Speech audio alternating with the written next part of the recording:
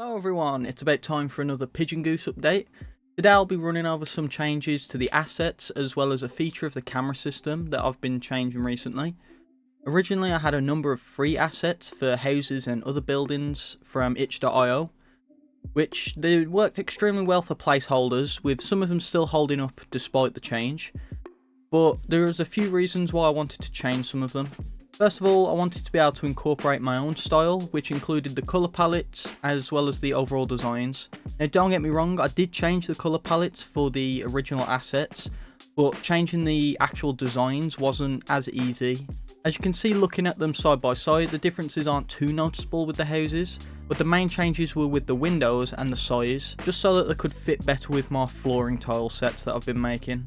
But away from the houses, looking at the business building side by side, the differences are a lot more obvious, with there being a lot more unique designs in order to fit the areas, since I feel it adds to the look and feel of the levels. The other reason for altering the designs is because of a camera feature that I called camera shifting in a previous video. Essentially where the building meshes get cut away when they're in between the camera and the player. This worked fine, but it did pose two main issues. The larger of the two issues was only with some of the building assets based on how they were created by the original creators. If I have footage of it, I'm sure I'll have it on screen now, but this issue included some of the internal faces of the models being cut down to leave nasty looking holes in between the other walls. And this is what drove me to change some of the models originally. The other issue was a lot smaller and much easier to fix in retrospect. This smaller issue included the buildings being cut down and having a bunch of shadow artifacts that remained, which would only worsen if the player or the camera was moved around.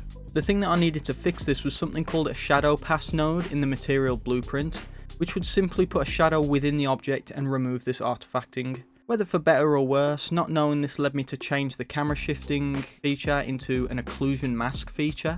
This works as a way to cut out an area of any mesh that contains a specific material, setting it up to work with anything between the camera and the player, just as the camera shifting did. I feel this method works a lot better, but feel free to let me know what you prefer because I do have both of the options available now.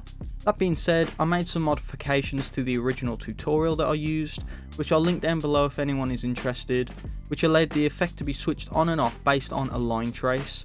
So for example, if the line hits the player then nothing is in the way and the effect is off. But if the line is disrupted by a blocking hit, then the effect is turned on and the occlusion mask shows up. The final slight change was with how it interacted with objects like the bushes that the player can hide in. I simply made a duplicate of the occlusion mask material and changed the mask's size before adding it to the bushes, which provided a small but necessary distinction for a better player experience in my opinion. Okay, while I close out the video, here's some time-lapse footage of me being quite an amateur at using Blender for one of those buildings that I've shown off previously. I hope you all liked the update video. Of course, if you did, be sure to leave a like and maybe consider subscribing if you're interested in future videos. The next video I plan to work towards is the challenge and collectible system for each of the levels. And one final thing on that topic as well, I should mention that the demo will likely only be the 3 levels that already exist that I've previously shown off, but that could of course change down the line.